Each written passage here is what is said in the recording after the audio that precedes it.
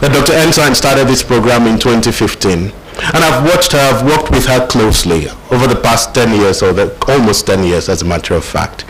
And I know that this is her passion. I know that this is indeed our heartbeat. And I'm really excited this moment to welcome Dr. Ensign. Ladies and gentlemen, Dr. Maggie Ensign.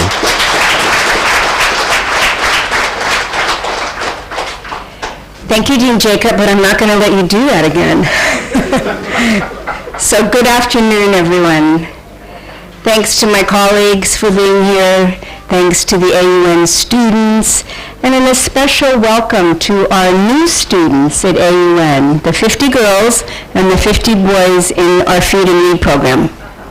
This was and remains a team effort, as is everything important in life that works, right? So let me begin by thanking our founder. I was at an event recently where someone said that our founder has education in his DNA. And that's certainly true. But he also has young children like this in his DNA and their future. I know how much he believes in this program and making sure these children, like all children, get an education, because it's a basic human right, isn't it? That every child has the opportunity to go to school. And I know he wanted to be with us today, and I'm sorry he can't be. I hope he's watching us on Facebook or one of our live streams. But we thank him. We thank him for his support, for his encouragement, for his values, and for his principles. I thank NCAM Uzululu, the principal or the executive director of our AUN schools. Thank you, NCAM, for never giving up. Thank you for your resilience.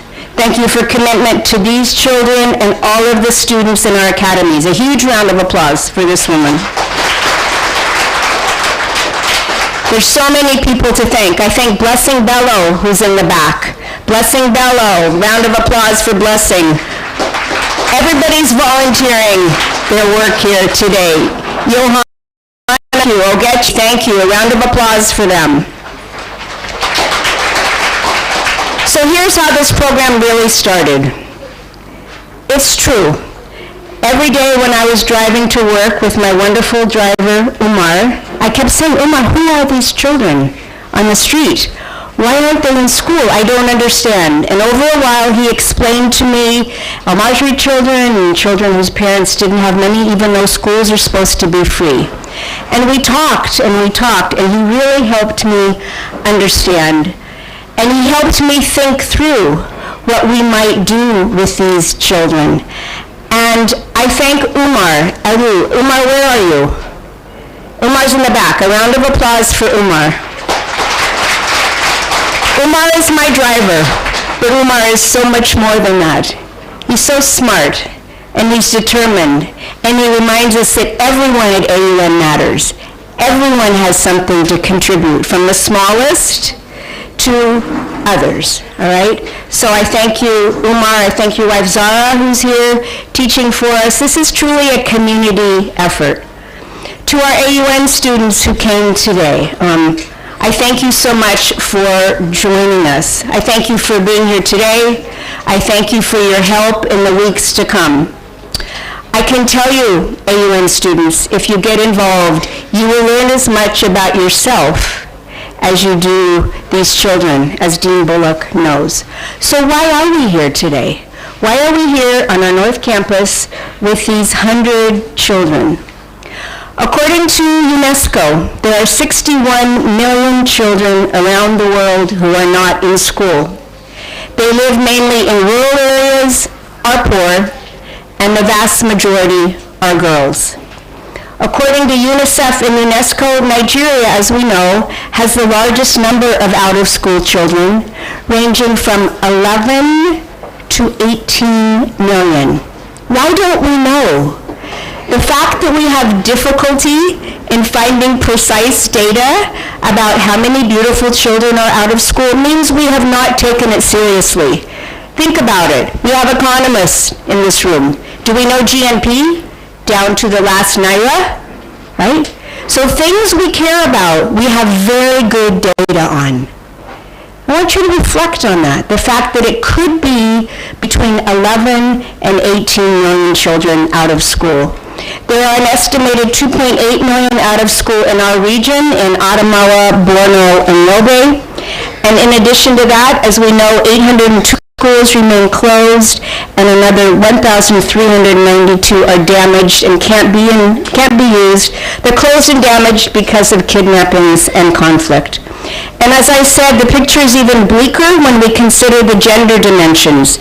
The female primary attendance rate going to school, girls, in northeastern and northwestern parts of this country is less than 48%. Do the math. It means that more than half of the girls in northeast and northwest Nigeria are out of school.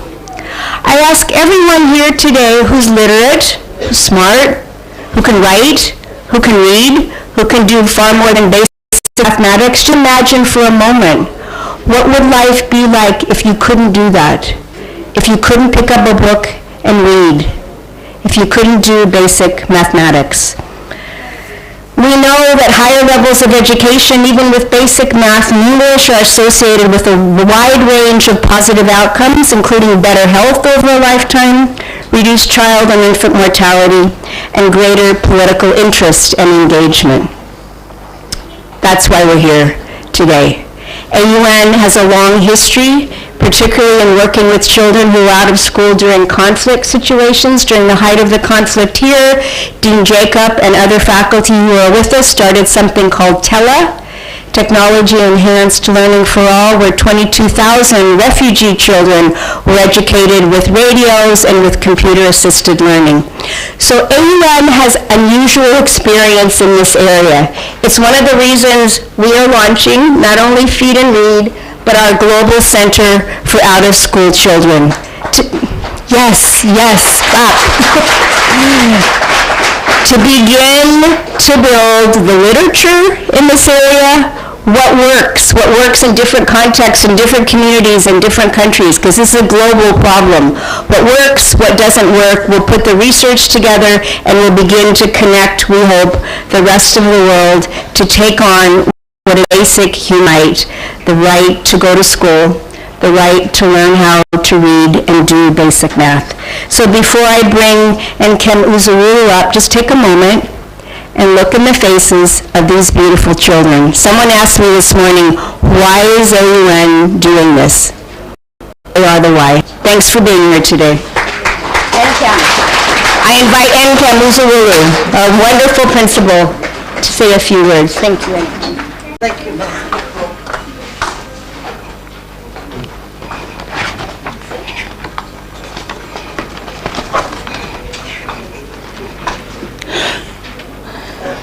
Good evening, everybody.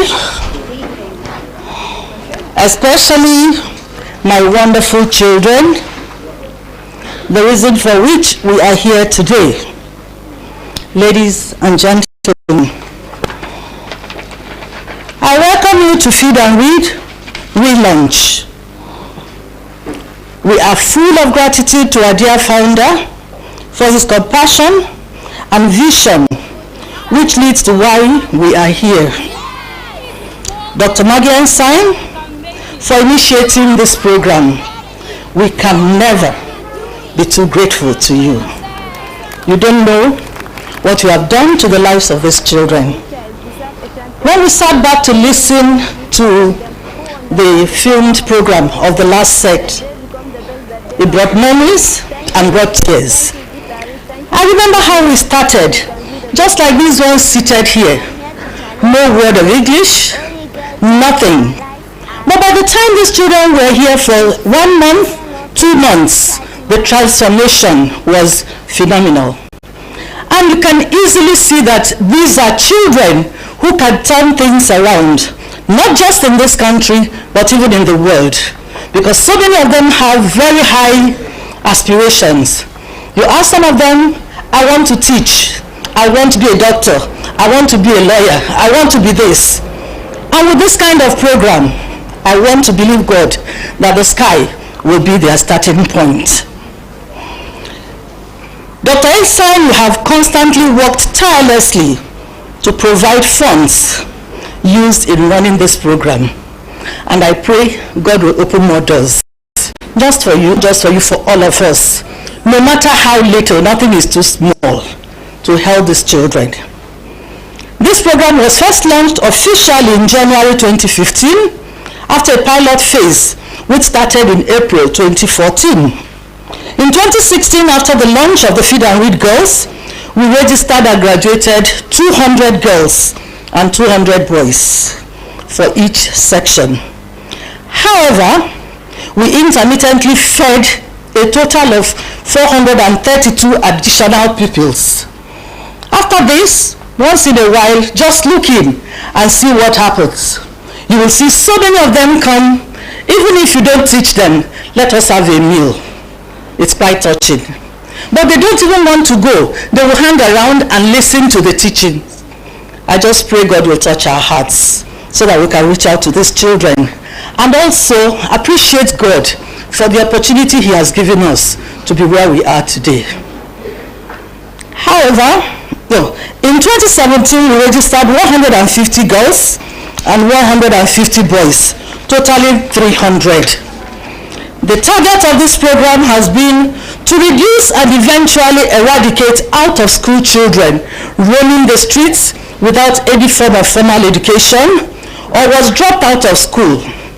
We also teach them hygiene, personal and environmental hygiene.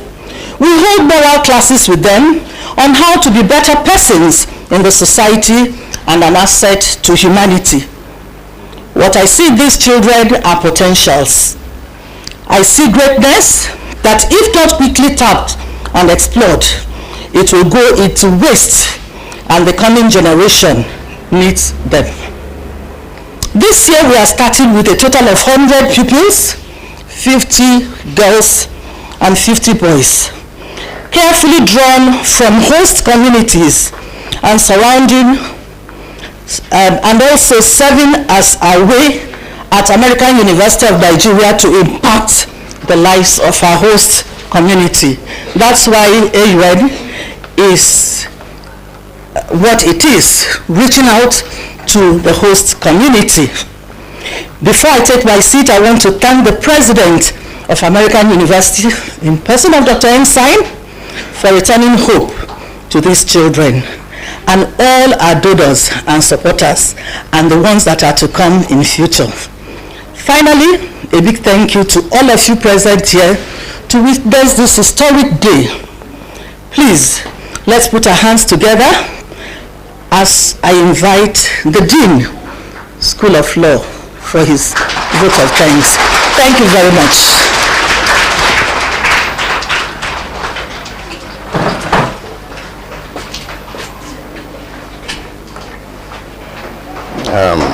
Thank you very much, distinguished ladies and gentlemen. I've been asked to make vote of thanks, and I think what Madam Kem Uzowulo has said actually captures the vote of thanks. But having said that, I want to say a few things also in relation to what's happening and what has been done so far. When this program was first launched in 2015, I read it like many people on the news.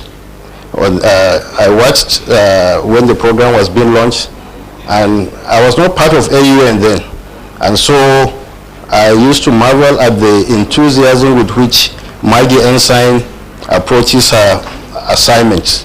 And one of the things that struck me then was that these out-of-school children that were coming to eat, to be fed, and so that they will run, resonated with me in the sense that I am also a part of this community.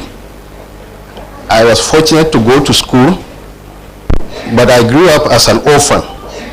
And so my father died when I was 10 years old, and he left 19 of us.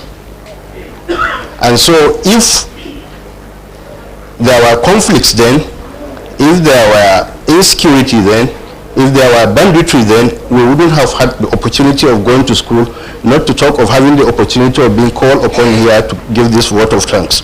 So I recognize what Maggie Ensign and the AUN community is doing, and that is why I will urge all of us to be part of this wonderful program. So I, of this note, wish to thank the founder for allowing Maggie Ensign and the AUN community to do what they are doing. More especially, I would thank President Maggie Ensign for the wonderful work she has been doing, and her members of the President's Executive Council for approving such programs anytime she brings it up to them. I wish to thank faculty, staff, and students of this university for identifying with this program. I recognize the role of the teachers of the area schools, especially Madam Ken Nzuolo, the principal of the area schools, for the very hard work and commitment they have shown to this cause. Special thanks are also due to all those who have contributed financially. I'm sure there are people who have contributed besides the contributions from the area community, who have contributed financially and in many other ways in helping to restart this Feed and Read program. As you are aware, this, we have been told, the AUN Feed and Read program started in 2015. It was meant to teach out-of-school children basic reading and writing skills and to provide them a meal a day. The issue of out-of-school children is very important.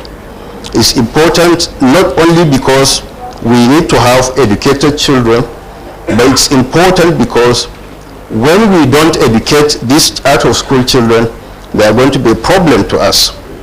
Every morning while driving to Oak, even this morning, I used to stop in a restaurant here on the way, Home Test or whatever, to get some snacks. And every morning I stop to buy these snacks. Some group of Almajiros will come to me. I give them 50 kobo, and then I realized that this 50 kobo will not buy a meal for them. So I now ended up buying plates of rice or whatever for them to be able to eat. So the next question is, after they have ate, after they have fed themselves, what next? So the next thing they are supposed to do is for them to come to this program Maggie is launching today, so that they will also not only feed, but they will also read. So, and Maggie has given us the statistics of out-of-school children. She gave the one for UNESCO, and I saw the statistics given by UNICEF, where they said 1 out of every 5 out-of-school children in the world is from Nigeria. 1 out of every 5. She said 61 million. So it's the same thing. They gave a figure between 10.5 million to about 18 million. So that's also, it's the same. I'm not very good in mathematics, but I think that boils down to about 1 out of 5 as the figure they give. So, and that is why I commend everyone that has come here today to identify with this program, and I wish to also, on behalf of Maggie and the AUN community, to thank members of the Yola community that have come here today to identify with this program. I'm sure all of us will leave this place with a wonderful feeling of being part of history, of being part of a group of people that are committed to making this program work. And I'm sure if you see this group of young inductees, if I may use the word, even those that have come here not with the intention to contribute, will feel they really have to contribute, so that these kids we are seeing will be part of history, will be part of what AUN stands for. And so I want us to all pledge today, here and now, to support this program, to support AUN in its desire to get out-of-school children back into education through starting with this Feed and Read program, as well as giving AUN a helping hand in seeing this global center for out-of-school children becomes fully established, well utilized, and committed to bringing back our children back to education, and then achieving the mandate to which AUN is known for. We look forward to your continuous support so that these two programs will grow from strength to strength. In conclusion, I wish to thank Dr. Maggie personally now for giving me the opportunity to deliver this vote of thanks. I am happy I am part of this community, and I am happy to contribute my own quota to make this program success. At this juncture, it is my singular honor to call Dr. Maggie Ensign once again to deliver her closing remarks.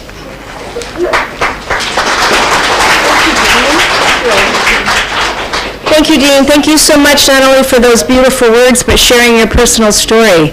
That was really very moving to hear that. Thank you. So we've come to the end of our relaunch. Those of you who would like to begin work, we're going to feed the children and NChem. Who will they connect with? Who will connect with us? Okay, so if you're willing to help feed the 100, that's what we're going to do today with our launch. You can also take a tour of our little small facilities, and I hope some of you will join us in meeting these beautiful children. So thanks to all of you, our AUN community members, our members of the Guatemala Peace Initiative who are here today, our Atiku Institute, our wonderful students. I'm so grateful that you came, our faculty and staff, and all of our wonderful teachers from the AUN school. So thank you for coming. If you'd like to help on our first day to feed the 100, please come forward. Thanks, everybody. How to take care of my environment. How I take my environment. I sweep, wash plates, clean the room, brush my teeth, and bath.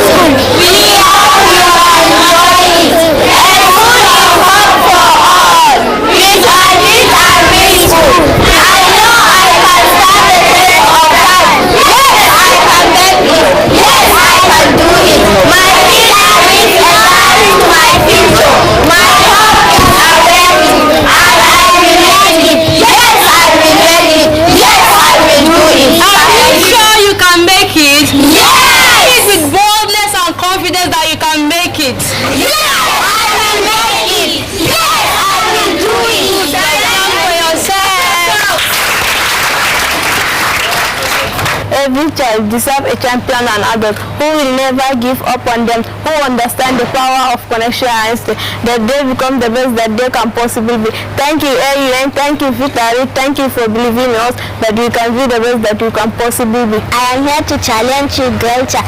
Oh, you girl child, arise, arise, arise. Say no to street sale. Say no to any child marriage. Say no to prostitution. Arise, arise, arise. Say no to girl child trafficking. Say no to girl child abuse.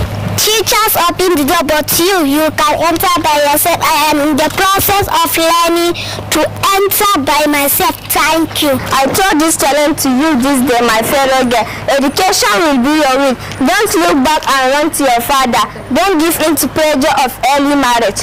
With education, you can be whatever you want. Tell me and I may forget. Teach me and I may remember. Involve me and I learn. Thank you. He who opens a school door, close a prison. These are the words of Victor Hugo. To discuss, I want to say a very big thank you to AUN community for closing the door of street hawking in my life, for closing the door of early child marriage in my life. My life has greatly improved and changed through a series of books I have come in contact with via my feet at school. Little wonder, Malcolm X says people don't realize how a man's whole life can be changed by one book. book. Indeed, my life has changed. Mark Twain says, the man who does not read has no advantage over the man who cannot read, and Frederick Douglass. Also, once you learn to read, you will be forever free, and I strongly agree with this, so thank you. Literacy opens the door to knowledge and place. Literacy follow us every day, unconsciously, at home, on TV, in shop, work, business trips. Literacy is very rare. There are more. The more I place, please I will go. Thank you. Literacy is an every central skill that we allow